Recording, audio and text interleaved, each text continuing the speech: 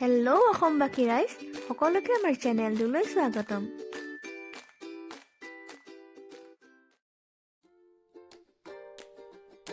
আজি আমি ওলালো তিনচুকীয়ালৈ বুলি। ডিমাপুৰৰ পৰা 8:10 ট্ৰেইন, আৰু এজ অলৱেজ ট্ৰেইন লেট। চ' আমি তাতে থকা এখন দোকানত অলপ ৱাৰা খাই ল'লো।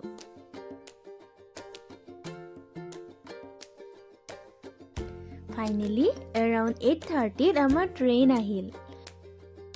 ৰাতিপুৱা 3টাত আমি তিনচুকীয়া পালোহি। টোপনি খতি, চকুকেইটা তৰ জিলিকিছে। হোটেল এখনত অকণমান ৰেষ্ট লৈ ফ্ৰেছ আপ হৈ আমি আহি পালোহি ফেমাছ টিলিঙা মন্দিৰত।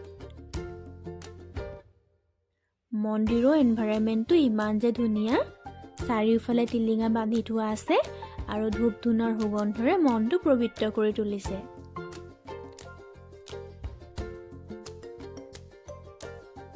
আমিও মন্দিৰত শৰাই দিলোঁ আৰু ধূপ বন্তি জ্বলাই আশীৰ্বাদ ল'লোঁ। আফটাৰ ডেট আমি আহি আমাৰ ওলালোঁ নেক্সট ডেষ্টিনেশ্যন, যিটো আছিল ধলা শদিয়া ব্ৰিজ। ভাৰতৰ আটাইতকৈ দীঘল দলং, অফিচিয়েল নাম ডক্টৰ ভূপেন হাজৰিকা সেতু। দলংখনৰ লেন্থ অলমষ্ট 10 কিলোমিটাৰ। বিশাল লুইত নদীৰ ওপৰেৰে গৈ দলংখনে ধলা আৰু শদিয়াক কানেক্ট কৰিছে, যিটো কেৱল ফেৰীৰেহে সম্ভৱ আছিল। তাতে ৰৈ আমি ফটোশ্বুট উঠিলোঁ আৰু আমাৰ নেক্সট পইণ্টলৈ বুলি ৰাওনা হ'লোঁ, যিটো আছিলে ডিব্ৰু-চৈখোৱা নেশ্যনেল পাৰ্ক। জংঘলখন ব্ৰহ্মপুত্ৰৰ সিপাৰে আৰু তাত যাবলৈ ফেৰী পাৰ হ'ব লাগে। যিহেতু আবেলি হৈ আহিছিল, আমি ডিব্ৰু-চৈখোৱাৰ ভিতৰলৈ নগ'লোঁ। এটা ফেৰী ৰাইড লোৱাৰে সিদ্ধান্ত কৰিলোঁ।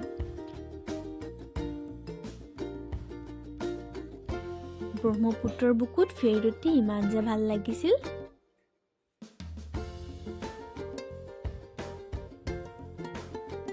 আমি নানা মাইগ্ৰেটৰী বাৰ্ডছো দেখিলোঁ, আৰু চবতকৈ ইণ্টাৰেষ্টিং, তাত বাঘৰ ভৰিৰ খোজো আমি দেখা পালোঁ।